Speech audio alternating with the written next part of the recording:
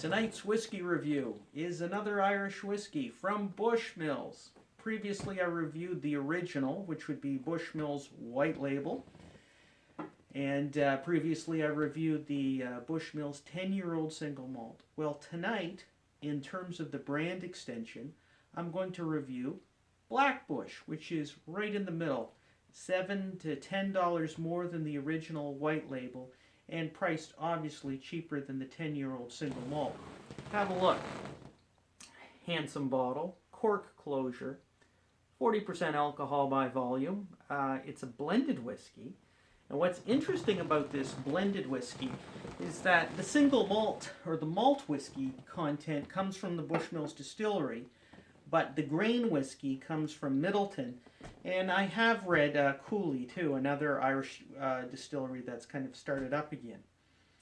In terms of the malt whiskey, its age, there is no age statement on this. Years ago, I read, and it certainly tasted like a good 10-year-old Irish whiskey. Today, I'm not so sure it's 10 years old. I think it could be a bit less than that. It certainly doesn't taste as vibrant and old as it did at one time. The question is it still a good whiskey and a good buy? We're going to find that out tonight. In terms of production, the malt whiskey is aged in Oloroso sherry as well as ex-bourbon casks to a lesser extent. Overall, this profile, or the flavor profile, is more sherry than ex-bourbon. The grain whiskeys, like I said, come from Middleton and I think contribute some vanilla and, well, that would be the ex-bourbon casks too, and some fruit notes. And we're going to try it. On the nose, raisin, oak, sherry, cooked apple. It's nice, you know. On the palate,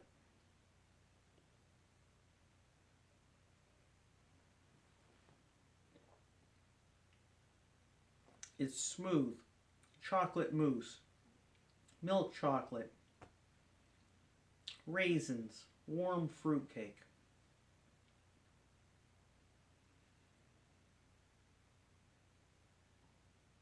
The finish.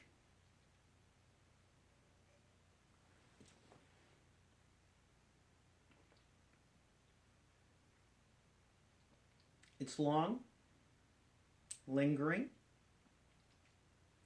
leaving you with malt, definitely a malt flavor, sherry, red fruit, cocoa, dark chocolate. I like it. I really like this Black Bush. In terms of color,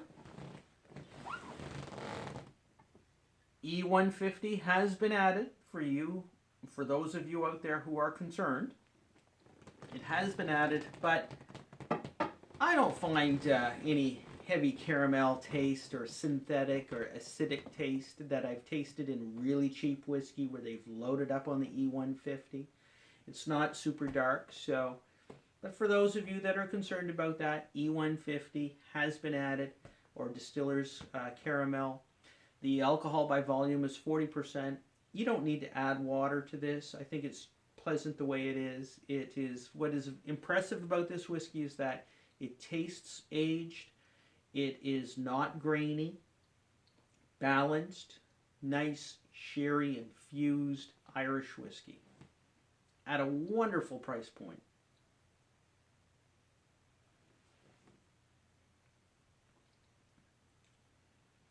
Years ago, and in books, in fact I have a book, makes the claim that the proportion of malt whiskey to grain whiskeys is 80%. That is high for a blended whiskey.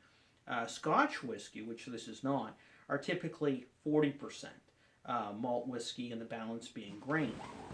And I have a book that makes this claim. Michael Jackson Whiskey. This is an older book from 2003. And this is not the Michael Jackson, the entertainer who needed the checkup from the neck up, but rather a renowned whiskey and beer enthusiast who's really a pioneer in writing about whiskey. Michael Jackson. He's passed away, but I'm told by people who knew him, a wonderful man. Anyway, in his book, Whisky, this is a 2003 edition, it reads that Blackbush is very unusual even as a deluxe blend for its high proportion of malt, 80% at 8 or 9 years. So they were claiming in 2003 when this book was released that 80% malt whiskey and the balance being grain whiskey. That's very impressive at a very impressive price, like not expensive. And the author says 8 to 9 years the whiskeys were aged, the malt whiskey, before it is then blended with the grain whiskey from Middleton. And so that's the source of that claim. I have other things to read besides whiskey books. My mother got me a subscription to the New Yorker. God love her. The problem with the New Yorker is the problem with anybody who subscribes to The Economist. Those magazines come like every 2 weeks, and they're pretty dense reading, or at least for a lightweight like me.